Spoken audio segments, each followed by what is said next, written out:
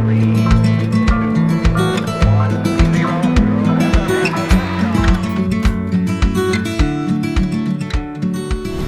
right, welcome everyone. My name's Paul. I'm the President and Education Director at GSMBC. I developed the original adaptive mountain bike instructor courses years ago with WASP, which is the Whistler Adaptive Sports Program.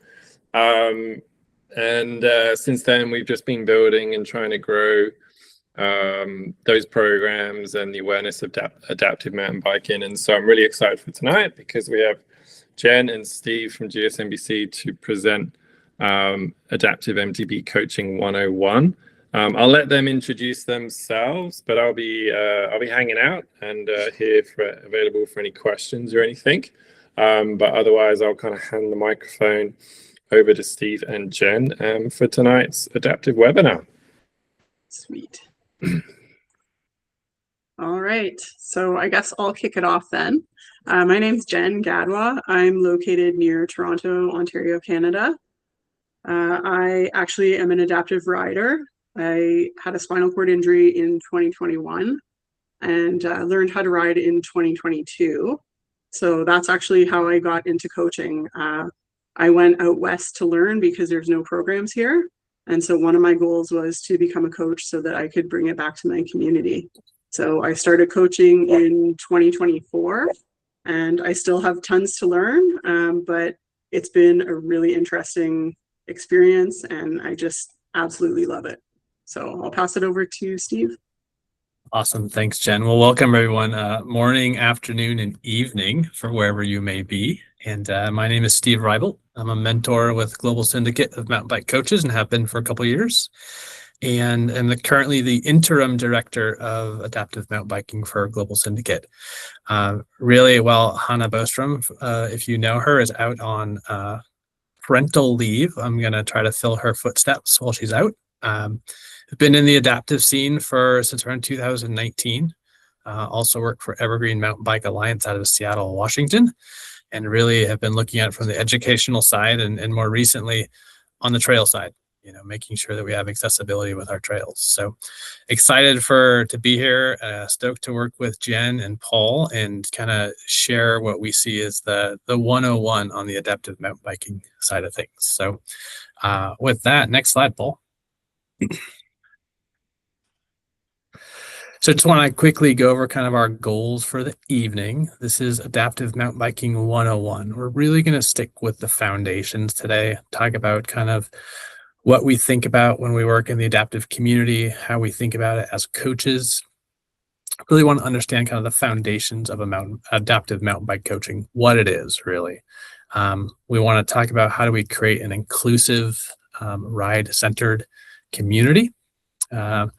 We'll talk a little bit about equipment. I don't want to go down too deep of a hole on that. We'll call that the 101 or the 201 or the 301. Talk about some setup considerations. Really want to spend some time talking about how do we build confidence and talk about risk when we work with our adaptive athletes. And then some of the tools we use as coaches and how they apply, whether it's on a 2, 3, or 4-wheel bike. So with that, the first thing we want to start out to do is let's talk about some definition. So Jen, I'll kick it back to you for a sec. Yeah, absolutely. So adaptive mountain biking, what is that? Basically, I like to think of adaptive mountain biking as any modification you do to allow someone to ride who may not be able to ride an upright cycle. So it could be something as simple as having larger pedals for someone who has a balance impairment. It could be someone riding an e-bike, could be considered just an adaptation for them. So basically, it allows individuals with physical, neurological, sensory, or intellectual disabilities to ride a bike. You can think of it in terms of adaptations for several different types of injuries, whether that's related to limb difference, someone with a prosthetic attachment on handlebars, someone with missing digits, having a modified brake on one side. So it's very, very diverse when we think about what adaptive mountain biking actually is. Okay, so I'll get into a little bit of the physical side of things when we talk about adaptive biking. So basically, one of the things that is represented, I think, in most media when it comes to adaptive biking is, people with spinal cord injuries, but there's so many other issues that people have that can lead them into adaptive mountain biking. I've had people with vision loss who actually are looking to be closer to the ground. So that's something that can help them sort of with their base of support, being closer to the ground. Folks with MS, just general balance issues, upper and lower limb amputations. And so I'll pass it on to Steve for some of the cognitive considerations. Yeah, thanks, Jen. So I wanted to give a quick overview of some kind of cognitive considerations. Really, what does that mean? So a cognitive disability is really a broad term for conditions that impair mental functions. Really, it can make it harder for folks to learn, remember, concentrate, or really make decisions. Covers a huge range of things from autism, dyslexia, ADHD, traumatic brain injuries, or TBI is often how we see that, and even things such as dementia. These disabilities, and I'm going to talk about that word disability here in a second, are often described with synonyms such as like cognitive impairment, intellectual disability, learning disabilities, or cognitive decline. I really like to call these cognitive considerations. And the reason being is I can tell you firsthand that I've worked with folks with cognitive considerations that have way more abilities than I do. And it's not necessarily a disability or an impairment. So I want you as coaches to really think about that as we work with our athletes and the people that are around us. Is just because they may not be able to do something that you can't doesn't mean that they can do something a lot better than each of us can. So, and we'll kind of dive into that a little bit. So next slide, Paul. So I want to ask a question to kick us off. So how do we really as coaches create an inclusive coaching environment? So take a few seconds, take some thoughts, maybe put them in the chat. And I want to hear what folks think about that. So how do you as coaches create an inclusive coaching environment?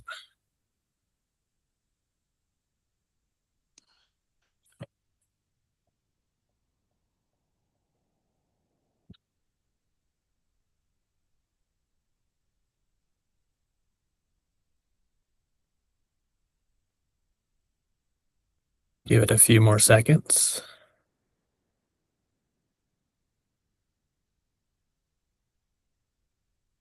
Love it. So in the chat, we've got ask about rider goals. Another comment, you think about imagery when advertising. Provide a range of coaches. We all learn differently, so we can relate to each other. Really good comments. So next slide, and I'll kick it over to you, Jen. All right.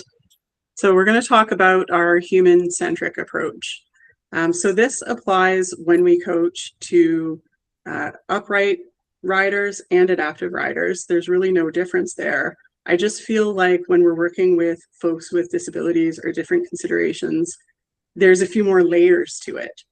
So something that Steve was saying, when we're thinking about traditional medical model of language is pointing out impairments and deficits and things that use very negative language. And it is okay, though, to use that word disability. It's not a bad word. I would say try and focus on what someone's language is, the way that they prefer to be referred to. So try and use their language. One of the things that we like to do when we're thinking of a human-centric approach with adaptive riders is just thinking about the etiquette. So sort of disability etiquette when we're interacting with people. And one of the things for me is just, I really want you to try and avoid making assumptions about people. So one of the things that I really commonly encounter in my job and in my personal life is people are sad for me and they don't even know me. And I'm just like, you have no idea how awesome my life is. So I think being able to interact with people and just, see them for who they are, but not necessarily the disability that you see. My chair is the least interesting thing about me in my life. And always just assume someone's competence, because I think that there's a bias towards disability that, people aren't as capable, aren't as intelligent.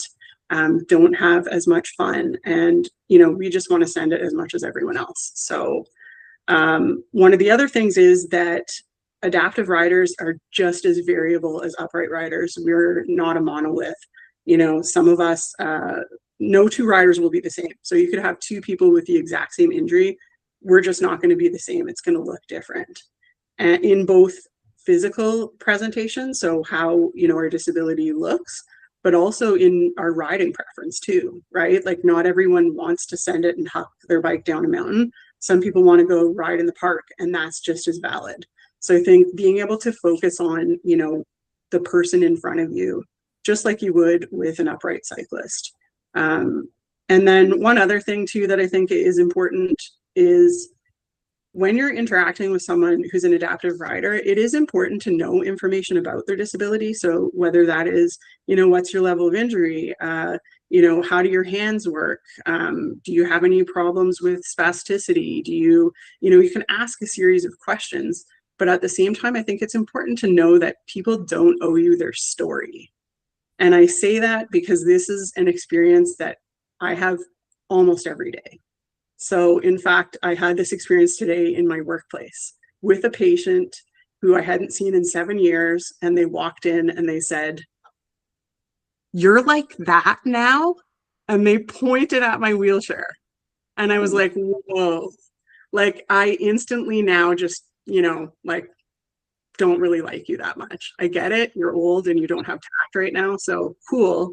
But you just made a lot of assumptions in that one statement. So, and then they proceed to probe, well, what happened? Did you have an accident? I don't want to answer that every day of my life, you know? So I think it's cool to ask questions. It's cool to know about, you know, what someone's abilities are. And it's okay to ask the relevant questions, but please don't ask somebody what happened to them. If they want to tell you, they definitely will.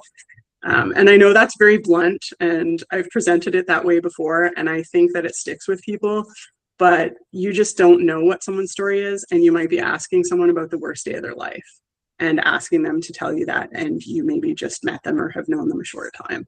So just take into account the human that you see in front of you always. I think that's just so important. I'm going to pass it off to Steve for some of the on-bike considerations. Yeah, I can't agree with Jen more on her approach. And I think being direct is so important. So I want to talk a little bit about kind of on-trail, kind of human-centric approaches.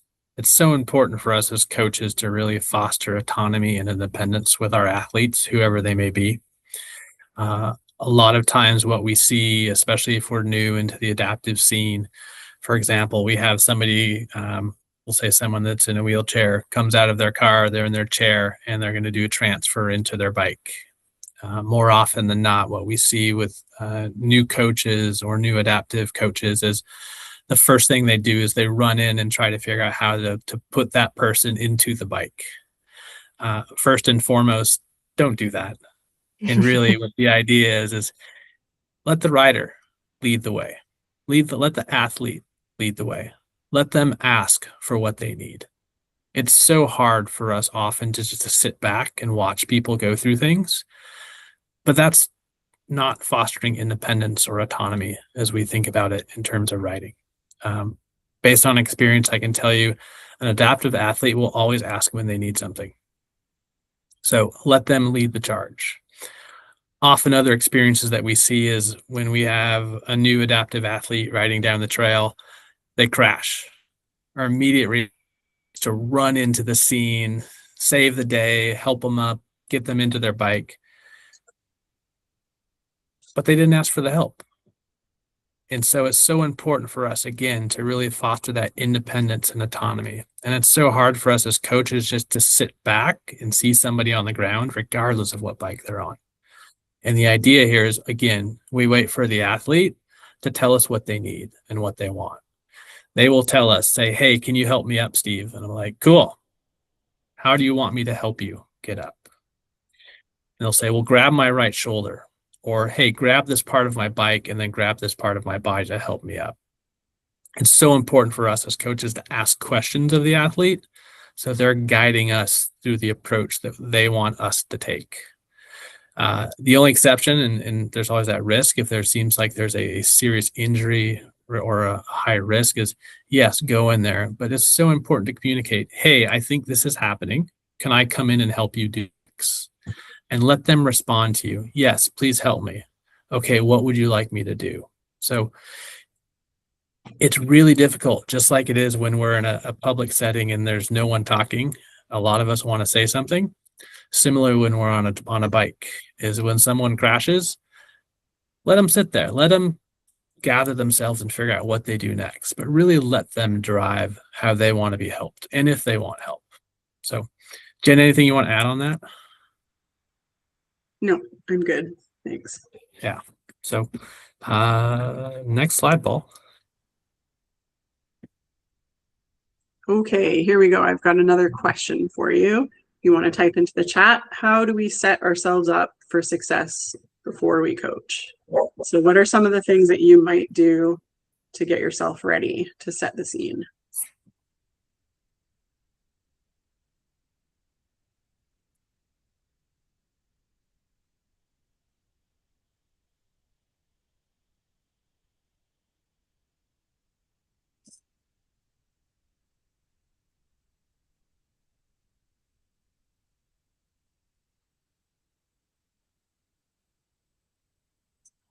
Uh-oh, you guys are leaving me hanging. I want to fill the silence. Feel free to unmute as well, and you can just chat freely. It's easier sometimes. Yeah, I would just ask questions like I do with any other rider. What's your experience? What are you hoping to learn? Is there anything I need to know about your condition? Any conditions that you have? That's relevant for any rider. Yep, definitely. Those are all excellent. So I'm going to go a little bit more into that and talk about our setup, bike and rider setup. We're into our next slide.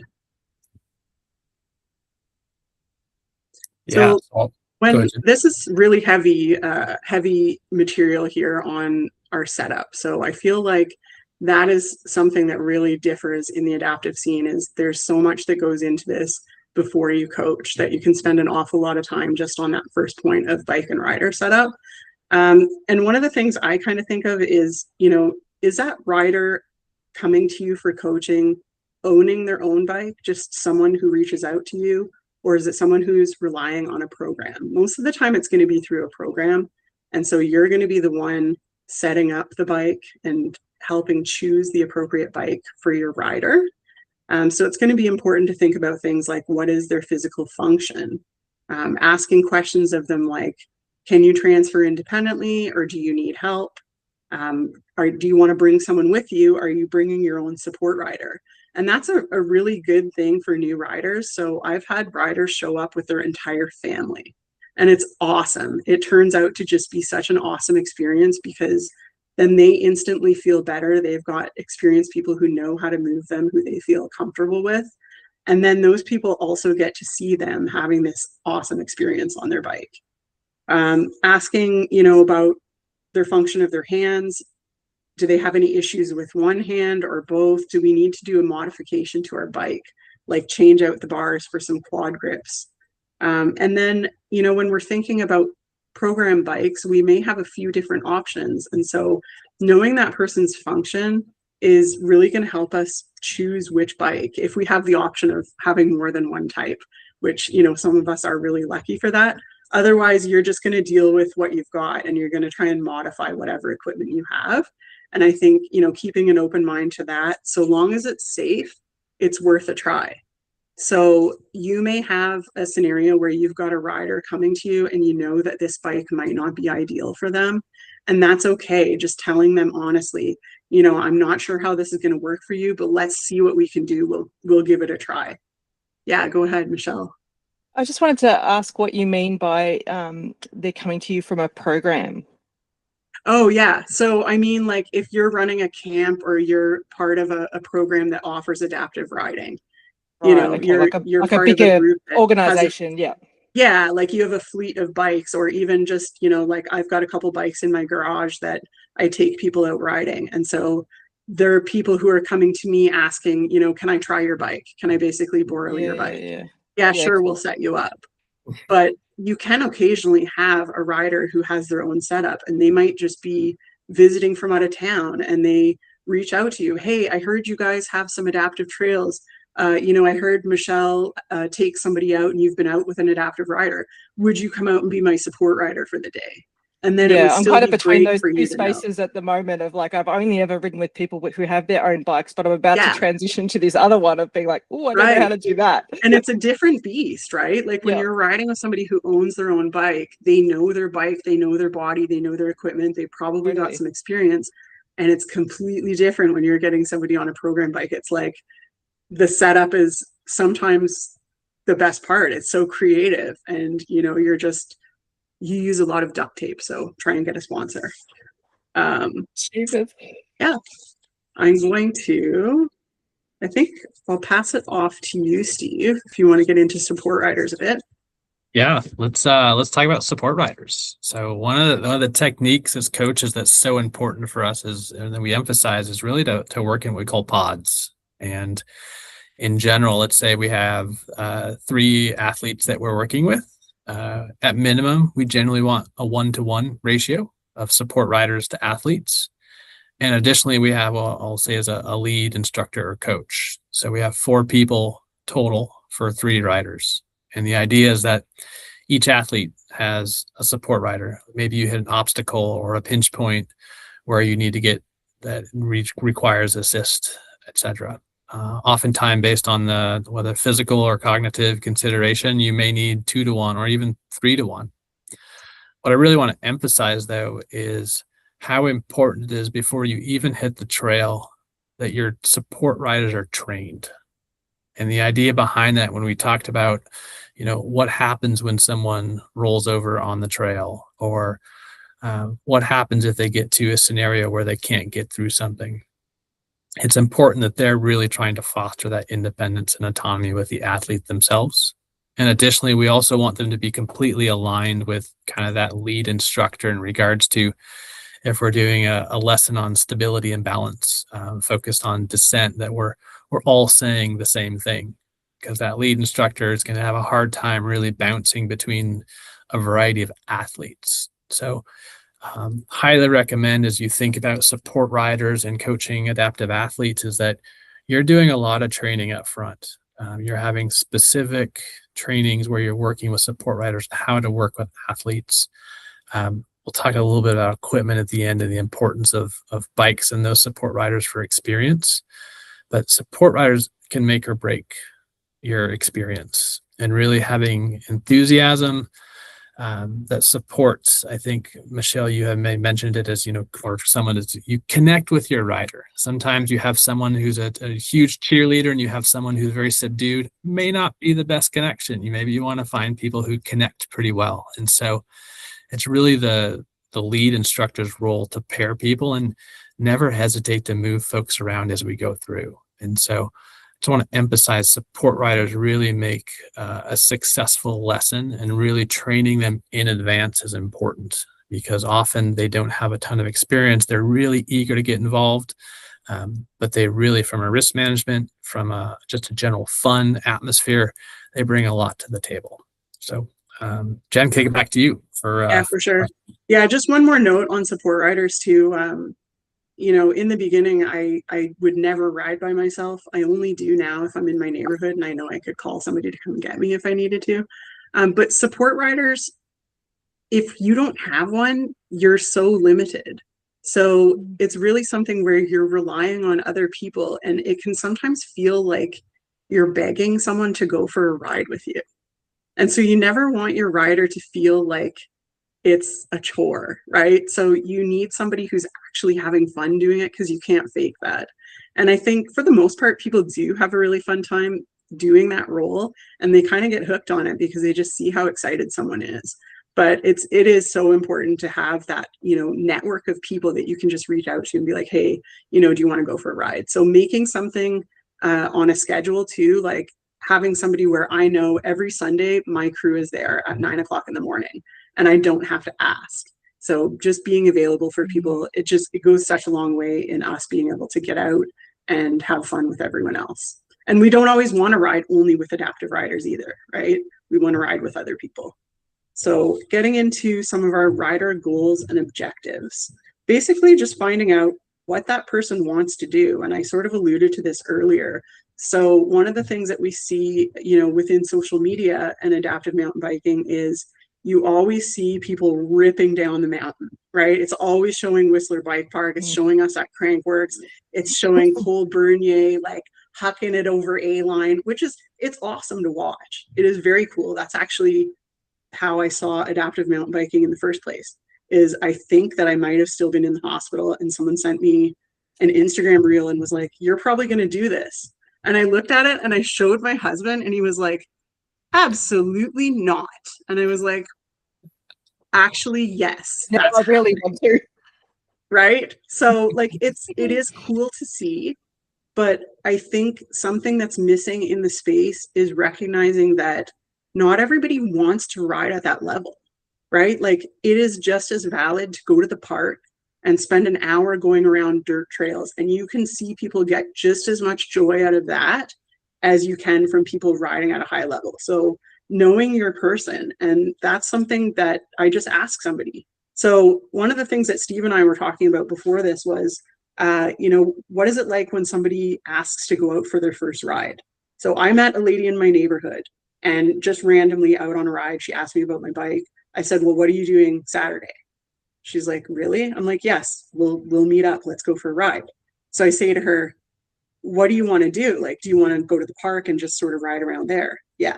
So we get there, we meet up, and I say to her, "Okay, like, how are you feeling about this? Are you nervous?"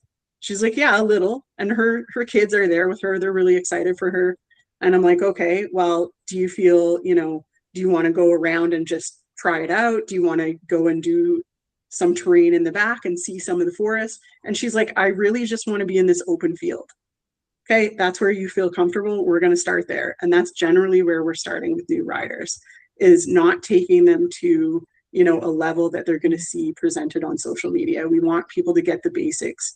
Otherwise, if they skip all of those steps, they're just going to end up having to come back to all of it. So it's just going to look different for everyone. So I think just asking them what they want to do. Pass it to you, Steve. Yeah, so really building off what Jen's talked about in terms of rider goals and objectives, talking about, as coaches, what are our goals and objectives? We often come in with some baked lesson plans, but more often than not, specifically in the adaptive arena, is that we come from folks who are just getting into a bike for the first time, could be right after their injury. They have high expectations. You may have high expectations, but it's so important as coaches is that we really level set and think about that progression. We want them to be familiar with the bike, and we'll dig into this in the next slide a little bit. We want them to be able to figure out how to use the controls. So oftentimes it's so important for us to really rethink, who are the athletes that we're working with? If we have a chance to kind of do a questionnaire prior to, even better. The questions we ask when we start to do maybe a first setup in the bike before we're even on the trail is what their experience is, see what they can do in a big parking lot. But we need the level set. And it's important that we start from the basics and really try to keep it simple. We start, as Jen mentioned, like in a big grass field. Once we're comfortable there, maybe we find a dirt road or even a paved road that we can work on before we even hit the trail. We as coaches, it's so important that we always are thinking about risk management. And more importantly than that is we want someone to be super excited and continue to want to ride bikes. So how do we make sure that it's a good, fun experience for them? And if we see that they're progressing quickly, then yeah, we start doing things to get them more excited. We hit the single track, whether it's up or down. We start going over routes, obstacles, and features and more. So really, as we start to meet our athletes, we evolve our lesson plans and our goals and objectives to meet theirs, but also make sure that we're managing risks and that we're also providing a positive and fun experience. So over to you, Jen. Yep. So getting a little bit more into terrain and trails, you had already talked a little bit about sort of starting off in a field and doing a setup where people might be doing some drills to get, basic controls set up. I think, one of the things to bear in mind that you'll hear a lot in the adaptive space is us talking about exposure. And so when we're talking about that, we're thinking about our terrain and how likely someone is to tip off of something. So in the beginning, a lot of the terrain that we choose is going to be flat ground without a side hill. So we don't want that sort of tipping out side hill where somebody could actually take their bike and completely roll it over. That's also a point for a lot of new riders that they may or may not disclose to you that that's something that they have a fear of, because there's a lot of people who have been injured, from exposure type accidents.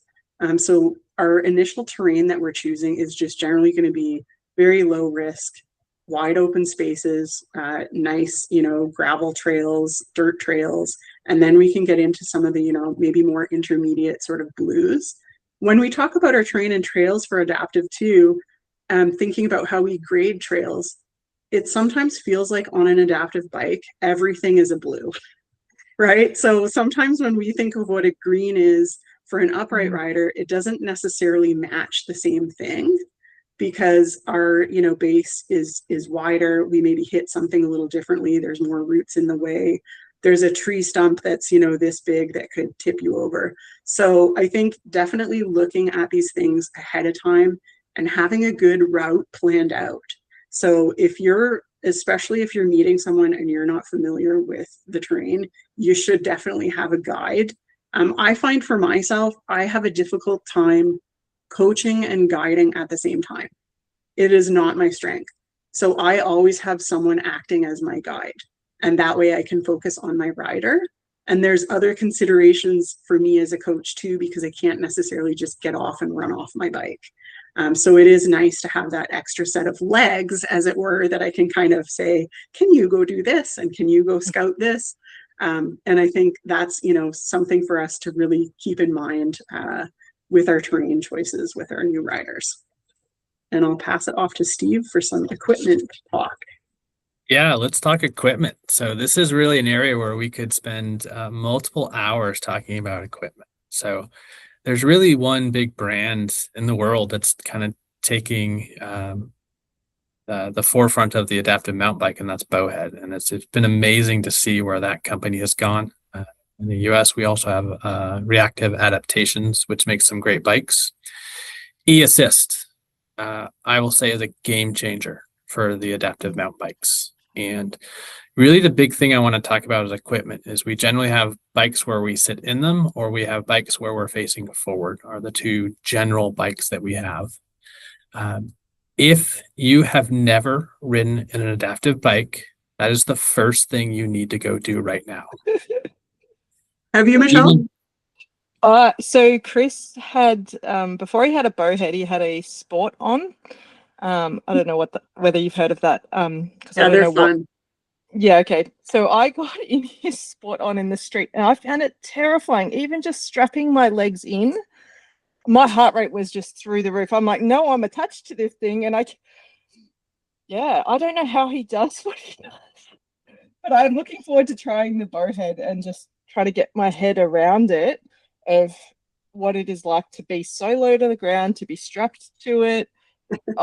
Yeah, I'm slightly terrified. Yep. Yeah, so go find a bike, get it, see if he'll let you ride his bike. It's highly recommend. It should be required, to be frank. Yeah, well, ours is coming. It's on a shipping container somewhere. And not only for you as coaches, but support riders need to have a chance to ride. So for example, when we do our annual training up here in Washington, is we bring all the adaptive bikes out that we use, and we have all of the support riders essentially spend the first half day just riding the trails in those bikes. Getting used to the controls, getting used to articulation on a bike, which is scary as heck for someone who's first experienced that. Riding head first down their favorite berm trail when they've never done that. It's a huge experience. So I really want to emphasize before we go out and coach is that we as coaches, our support riders, must spend time in adaptive bikes. One is we can try to get a better understanding of what our athletes are experiencing, but also helps us understand how the controls work. Even better is if you can turn the motor off, and if you have hand cranks, realize how difficult it is to crank a bike. Like, it's extremely challenging. So with that, let's keep moving ahead. Next slide, Paul.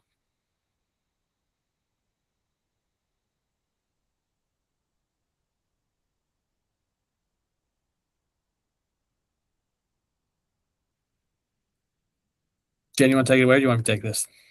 Yeah, you take this.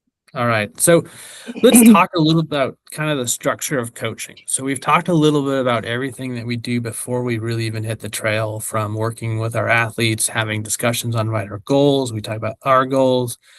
We try to understand, make sure they're fit in the bike correctly. But let's talk about a little bit. Now we're at the trailhead. We've showed up. We're here for our first coaching session. And so I want to walk through kind of 3 different considerations. First being equipment check. We want to talk about rider readiness and trail choice. So really, I'll start out with equipment check. Jen, you want to take this? You want me to take this one? Yeah, no, I got it. I found my notes. I couldn't find my sticky note. I got it. Okay. All right. So equipment check, generally we're doing that and setting up before someone arrives to a lesson, but you still want to teach your rider how to do it. So one of the things that I like to think of is just our ABC. So air, brake, chain, right? We're doing our basic checks. Another really important part of our equipment check for our e-assist bikes and our bowheads, battery, right? How much battery power do you have? Is it full? You definitely want to be going out with it full right at the beginning of your day. Checking to make sure that the bike actually is fitting for the person, or that you can adjust it appropriately. So maybe doing some of your modifications like moving your seats, adding different points on that person. But yeah, you want your riders to do that check as well. Even if they don't own a bike, you want to teach them that right from the beginning and talk to them about it as they go. And I also like to talk to them about how to control their own equipment in terms of how they would get someone to assist them to get up. So Steve talked about this earlier, but I think a lot of times we skip this and we wait for someone to fall and then we tell them how to rescue themselves. I think we need to talk to them when they're getting in their equipment about, this is how the bike works. This is where you can touch the bike. You know, make sure that if it's a throttle bike, you're turning it off before someone touches it. Because a lot of times people have a tendency to run in and put their fingers in places that they shouldn't go. So just pointing out to the people that are there, riders and support riders, this is where you can touch on this bike safely. This is where you don't want to touch. Otherwise, you're going to lose some fingers. So that's our equipment check. Talking a little bit about rider readiness. So when we coach, we want to do just sort of a quick temperature check, as it were, of how is someone doing that day. So we might know their basic sort of injury or their baseline, but do they have something else going on that day?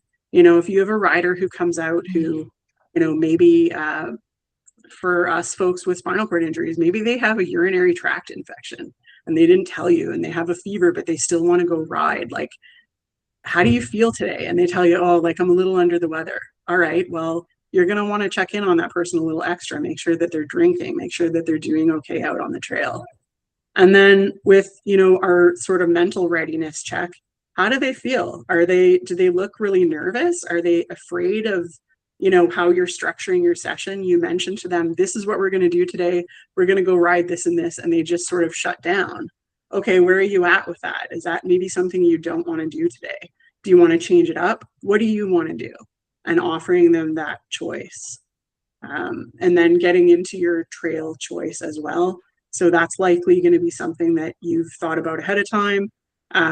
We're thinking about sort of the width and if our riders can pass through easily enough. Okay, on to you, Steve. Yeah, so just build off one thing that Jen said is, if you have the chance, you should always, not even have the chance, you should always go ride the trail in an adaptive bike before you take someone on the trail. Even when we think it will go, it does not always go. Whether you have a high center point for a bike because the adaptive bikes are pretty long, or you have a pinch point, you can't make it between two trees. You have a switchback that's so tight that you're going downhill that there's no way to do a reverse going up a hill. It's so important that we choose those trails based on access for the bike itself. So with that, let's jump into the next slide.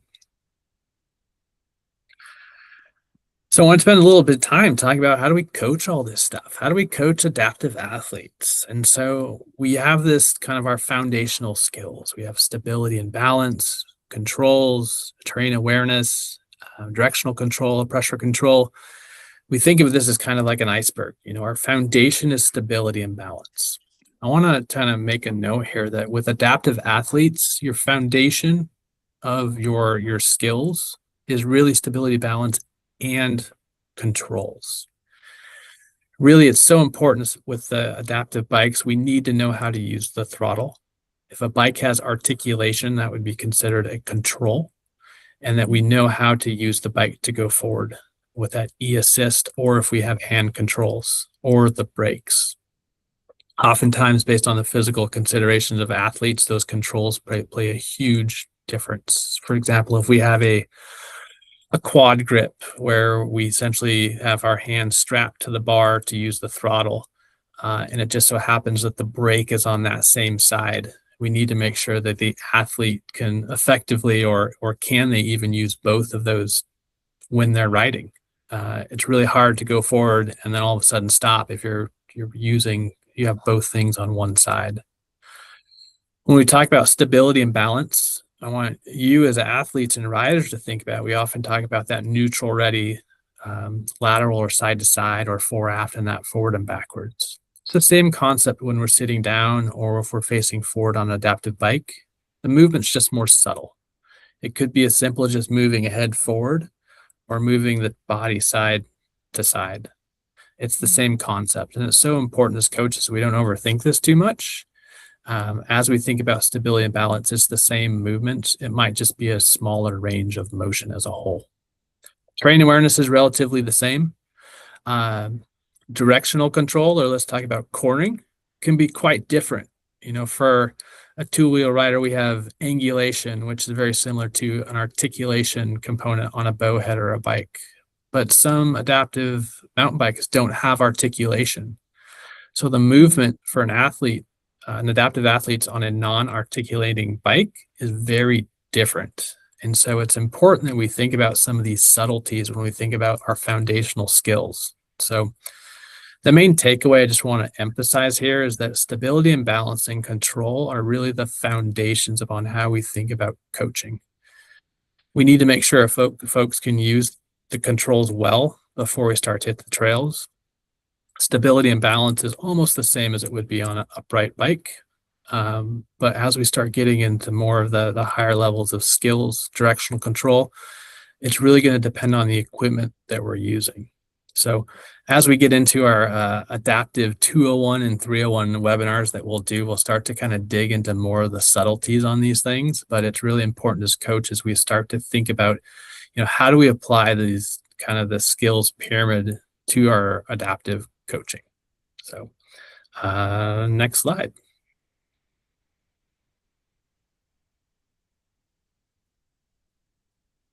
All right, so we get into our summary here of our adaptive mountain bike coaching 101.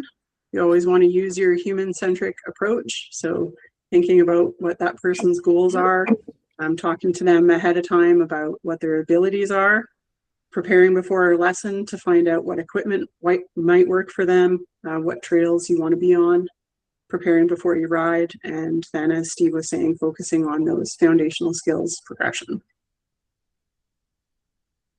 Next slide.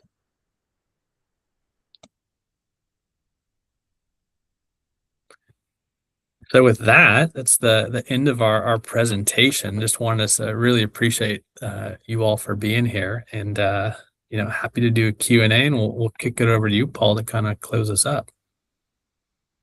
Yeah, sounds good. That was great. Thanks, Jen and Steve. That was awesome. And I was thinking as you were listening, it just reminds me of when I was working with the adaptive programs and understanding just the diverse range of riders that you can come across with their abilities or their considerations, and whether it's cognitive or physical or both. And partly I find like going back to that human-centric approach, that's one of the beautiful things I love about coaching is people are all so different. They're on such a wide range, and from a coaching perspective, it just presents such a cool challenge to connect with different people and to try and help them with whatever considerations they have. And I love that puzzle. I love that puzzle of having a new rider in front of me and how can I make their day the best. And oh, this rider has a completely different situation to the rider before, and how can I maximize their day, even though this is a new experience for me and it's a new experience for them. And it's exciting. And if you all want to know more about adaptive coaching, then we recommend checking out, you know, our 1 day and our 3 day courses. And then we do have an online adaptive course as well. For Michelle in Australia, we're looking to bring these in-person adaptive courses there pretty soon. That's something we've been working on for a while. But yeah, just a little soundbite from me at the end there. But yeah, any questions from the audience, from the coaches?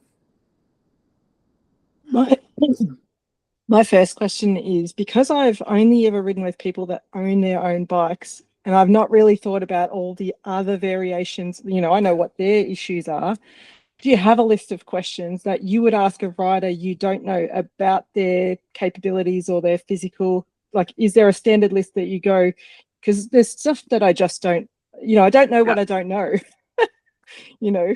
Yeah, I think that depends. I think if you're part of a program, usually you're going to have a standard rider intake form that's going to give you that basic info. For me, if it's just like my friend that I'm meeting in the neighborhood, you know, she happened to disclose, oh, I have MS, and I talked to her a little bit about it, and I would just ask her things like, you know, what are your abilities like? And she says, well, my right leg is like a tree trunk. It doesn't move. I can move that one by, you know, with my hands, but I can't lift it up. Okay. How are your hands? Well, my hands work fine. They're full strength. Okay, great. So you already have a little bit of an idea of what you're working with there. But yeah, most of the time you're going to have an intake form. I tend to make a rider profile for everyone who rides with me, and it'll have a section on there. And it's just like a quick 1-page contact sheet for a coach to look at. And actually I have a camp starting tomorrow. And so I've got all my rider sheets ready for my coaches to look at and say, you know, here's this person, this is their injury or, you know, their level of ability. Here's what bike setup might work for them. And then we mark those things in there. We'll say this person, you know, needs, they need quad grips where they can do this motion instead of squeezing, or this person needs the throttle on the left side because their right hand doesn't work. So you need to move it over. Those types of things you can just get by asking questions from them. But yeah, I'm sure, Steve, you guys have a standard form. Yeah, and adding to what Jen says, we have a standard form, but I think the other piece that's really important is, even though they fill out the form, it could be wildly different from what happens when you actually get somebody into the bike. Yeah, totally. And one of the things that I'll just say can drain more time than anything, especially the first day, is getting someone into a bike and doing those bike fits for the first day. So one of the things that we really try to do is we try to get the athletes in before we even go to our first coaching sessions, get them fit to the bike, make sure best we can. That's not to say when they show up for the first coaching day that there's not going to be more stuff to do. You know, Jen and I had a good conversation yesterday, but it's so important. Like, we as coaches, and especially in the adaptive side of things, is we have to be very creative in terms of some of the physical or cognitive challenges that will arise. You know, everything from Jen talking through using an EpiPen to help get somebody to use their throttle, to, you know, us, you know, duct tape does miracles. But yeah, duct tape. Oftentimes we just have to be creative, and really as coaches, in the end, it's about us providing an opportunity for the rider, and we do it the best we can. It may not be perfect, but it's better than not being out there. I think another cool thing is, like, regardless of who your rider or your student is that you're working with, is like, I always feel like if they only speak when I ask questions, then I'm as a coach, I've missed something with that human-centric approach. So I'm always trying to provide an environment where, for sure, there's some questions I'll ask because I'm trying to find some information, but really a situation where they're just happy to share as well. So going back to your point, Michelle, of like, what's a list of questions to ask? Yes, for sure, a lot of it could be taken care of in like the registration or the sign-up intake process, which a lot of clubs or businesses could improve, for sure. But But the other one is like, open up the door for them to say, to sort of provide that information. So something like, hey, one of my goals today is for you to be comfortable and secure in this bike and safe. Yeah. Can you tell me a little bit about your considerations, your abilities, so that as a team we can work together and make sure you're fitted in this bike? Like, for example, what parts of the body are you easily able to move, or parts of the body that you have challenges with? Like, the more I know, the more I can help you. So in that way, it's like I don't have to think or remember like the same set of questions, because reality is like a set of questions for one rider might not work for another rider. Totally. Obviously. We're just starting from scratch. We don't have anything. So we have to create our own intake form and kind of build the process from the start, because we're not part of a program. We're just... And honestly, like a really good tool that you could use, go into ChatGPT and explain what you need. I'm running an adaptive mountain bike program. I've got this many clients at this age. I want to know A, B, and C. And it's brilliant at that stuff. And it will create an intake form or a question list or a registration form for you as a template. And then you can obviously just take that and be like, well, I need to add this. That bit's a bit silly and whatever. But it's these days, like, it is brilliant for some of that stuff and some of that kind of business program setup stuff. And you're like, oh, how do I set up a form for this? It's brilliant. Cool. I'll give you an example. The other day, I was teaching my daughter some dirt biking, and out of interest, because we just got dirt bikes, and I was like, create a 1 hour dirt bike session for an avid 13-year-old mountain biker who's got a brand new dirt bike. And that's pretty niche, right? Pretty niche student, pretty niche sport. And it was like 95% bang on, which is crazy because I feel like our jobs are at risk. But it just highlights how, like, even in niche avenues like adaptive mountain biking and registration forms, it is a really good tool. Yeah, cool. Laura, if you had a hand up. Hi, yes.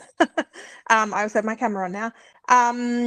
I jumped on late, sorry, so I missed the very beginning. But I think Michelle and I have a mutual friend, from what I can gather.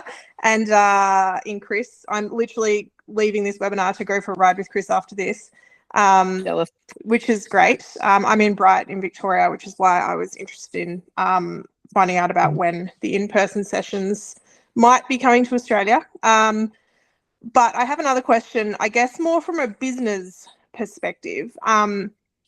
Chris, who's also Michelle's friend, is the only adaptive rider I have been riding with. And this is not specifically about him, but I guess it's my only experience in. He found me. I run a mountain bike coaching business with my husband. We offer skill sessions and guided rides. And Chris came to me just by booking a guided ride for a time when he was visiting Bright, and that's sort of how I got into it. I went out with him, having never done it before, with no experience. I have a friend here who works in the adaptive OT space, so she gave me some advice, and she also knows Chris as well, so that helped a little bit. And so I got to know him that way, and then, we got chatting, and he said, I only know one other person in Bright, so when I come to Bright, if she's not available, I can't go riding because I have no one to ride with, sort of thing. And that got me thinking about, anyway, that first session I went with him, I didn't even know his bike was e-powered, so I just took my cross-country bike, and it is the hardest.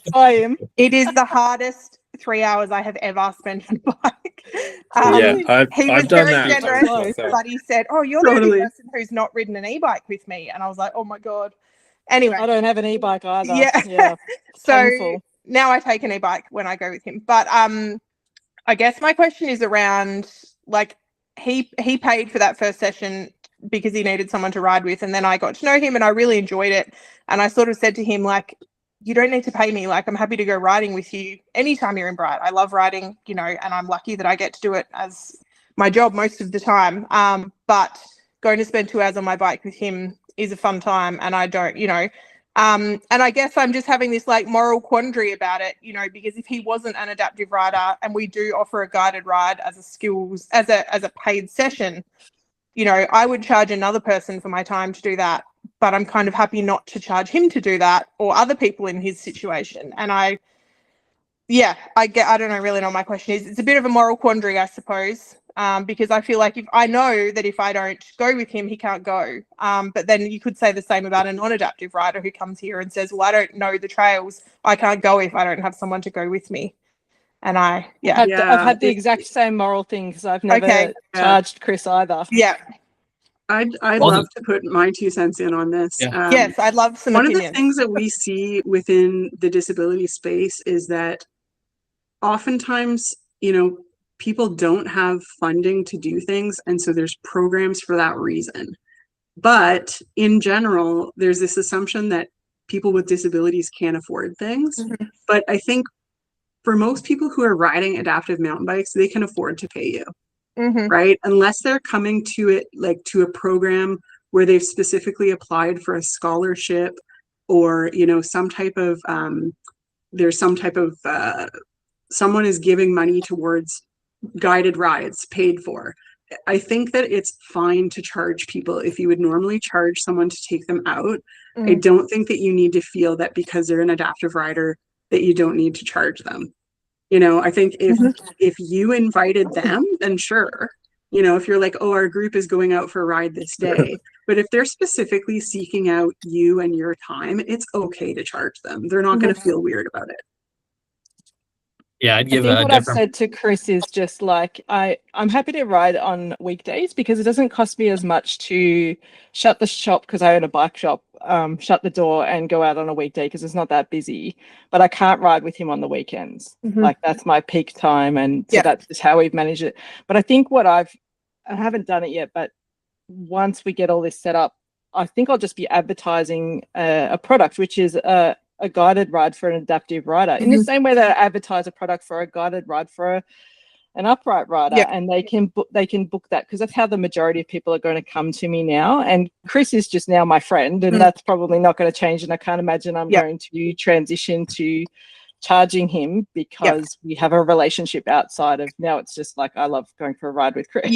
Well, that's sort of a bit where I am, I think, and that's basically what I had sort of decided. And I've had quite a few conversations about it, and I feel the same. Like I say to Chris, if I'm free and you're here, I'm happy to go. I borrow an e-bike to go with him because I don't have one, and I've said to him, but if I can't get an e-bike, then that obviously changes the situation. He's like, well, I'm happy to pay for you to get an e-bike if you need an e-bike. So so that's sort of where we've landed.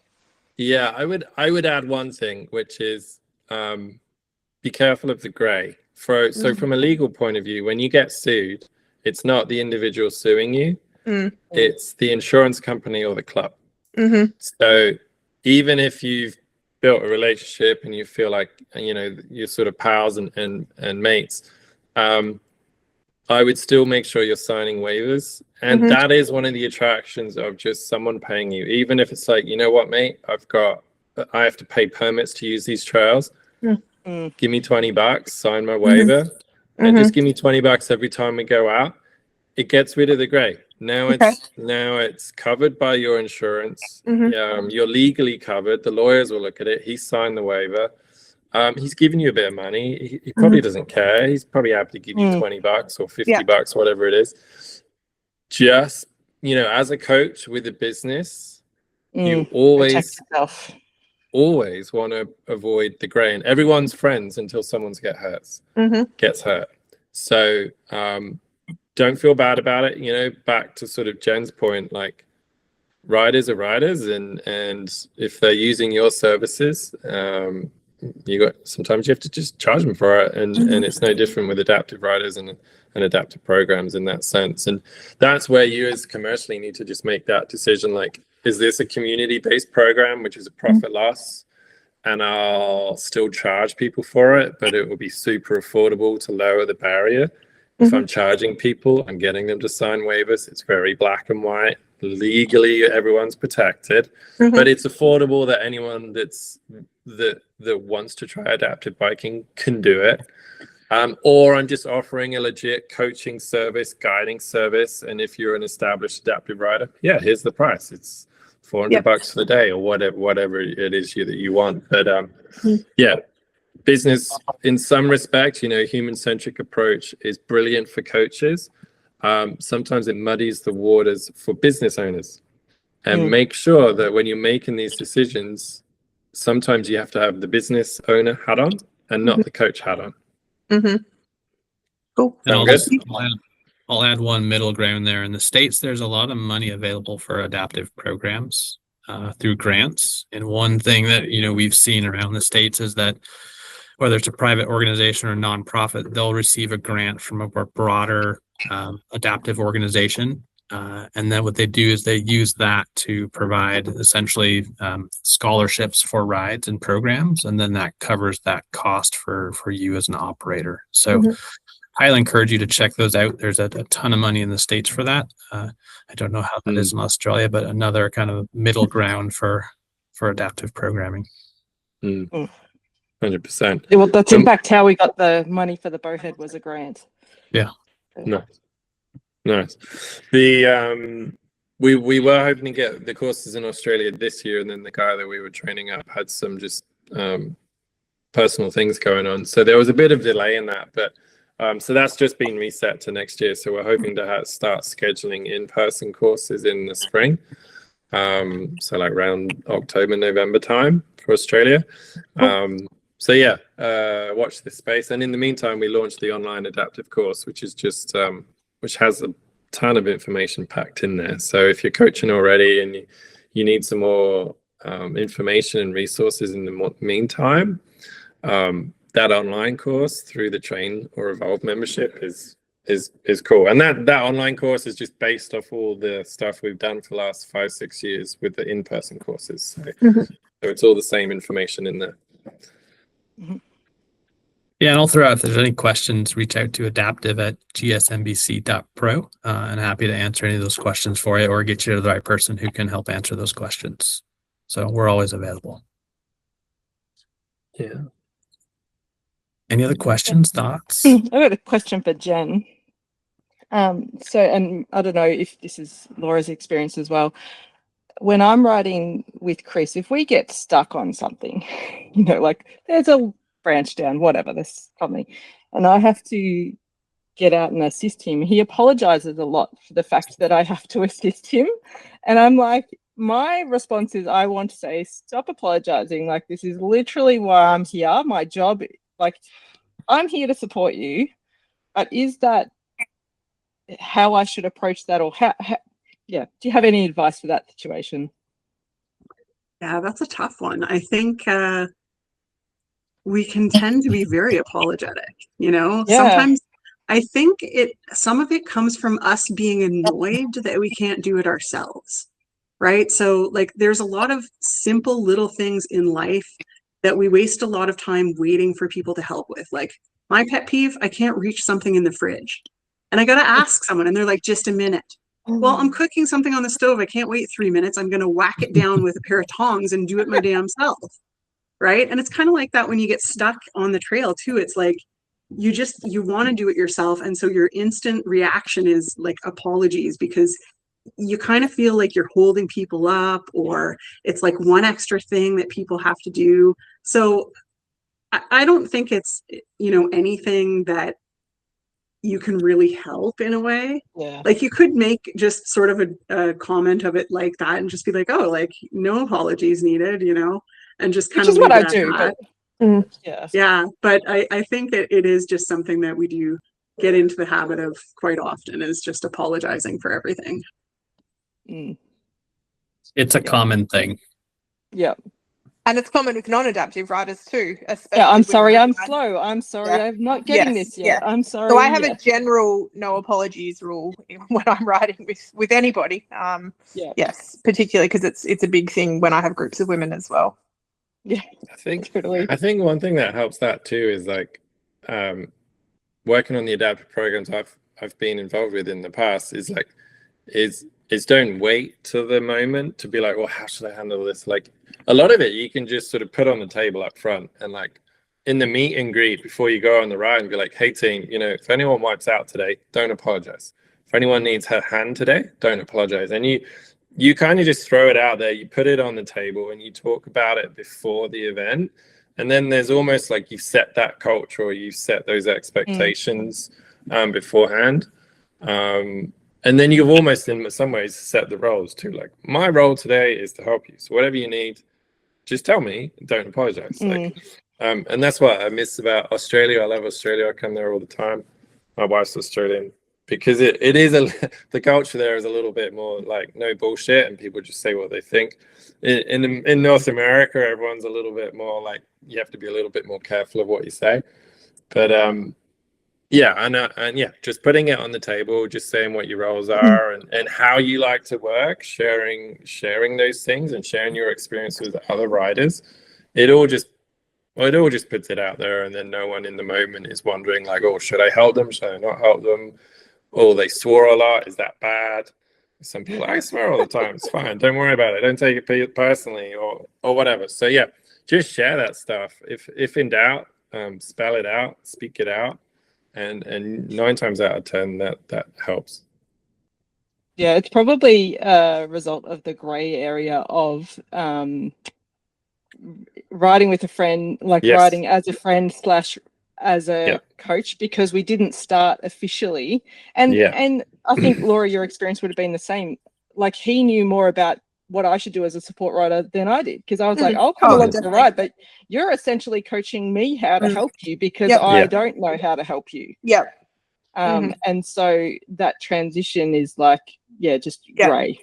And that's definitely something I found. I feel like I get more out of it than he does.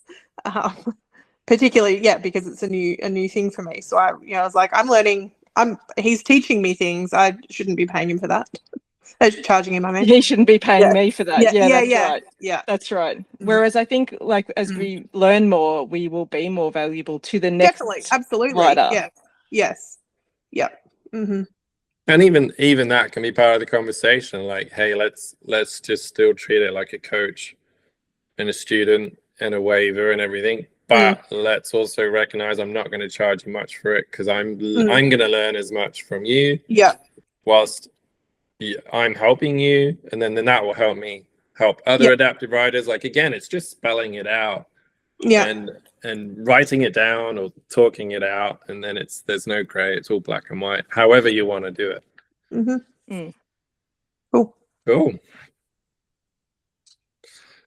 All right, well, amazing. Unless there's any other questions, just want to say a big thanks to Steve and Jen for putting the webinar together, and we've got another adaptive webinar later in the year. And any closing thoughts from Steve or Jen? Yeah, I just wanted to say, if you're starting up programs and you're looking for resources, people are really good about sharing, because, a lot of us will just reach out to people on even, Instagram. So there's a couple of groups here in Canada that we work together a lot. One is Squamish Adaptive Mountain Biking, and my group, Ontario Adaptive Riders. And we sort of keep this collection of documents that we're willing to share with anyone.